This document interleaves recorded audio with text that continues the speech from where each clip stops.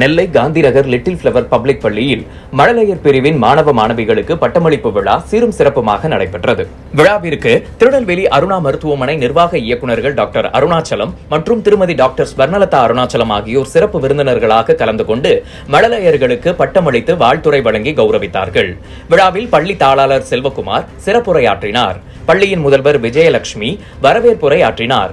Alwarkurichi good shepherd matric மேல்நிலைப் பள்ளியின் தாளாளர் ஆண்டனி பாபு, பள்ளி முதல்வர் திருமதி ஜோஸ்பின் விமலா மற்றும் தீபா செல்வகுமார் ஆகியோர் சிறப்பு அழைப்பாளர்களாக கலந்து கொண்டு குழந்தைகளை வாழ்த்தி பேசினார்கள்.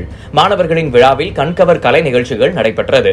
இந்த விழாவிற்கான ஏற்பாடுகளை பள்ளி நிர்வாகத்தினர் மற்றும் ஆசிரியர் பெருமக்கள் சிறப்பாக செய்திருந்தனர். விழாவில் திரளான பெற்றோர்கள் பங்கு பெற்று பட்டமளிப்பு விழாவினை கண்டு ரசித்தனர்.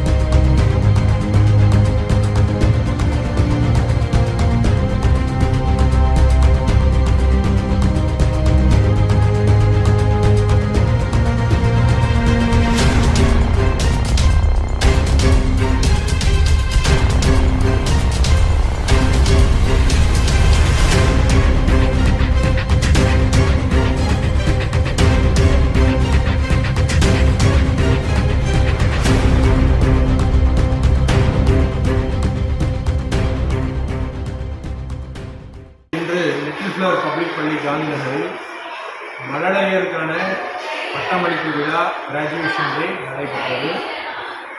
இந்த சிறு குழந்தை பருவம் என்பது நம்ம அனைவருக்குமே ஒரு இன்பம் அளிக்கக்கூடிய பருவம். அதே போல் இந்த பருவத்தில் தான் குழந்தைகளுக்கு நல்ல ஒரு ஆர்வமும் அறிவாற்றலும் வளரக்கூடிய தருணம்.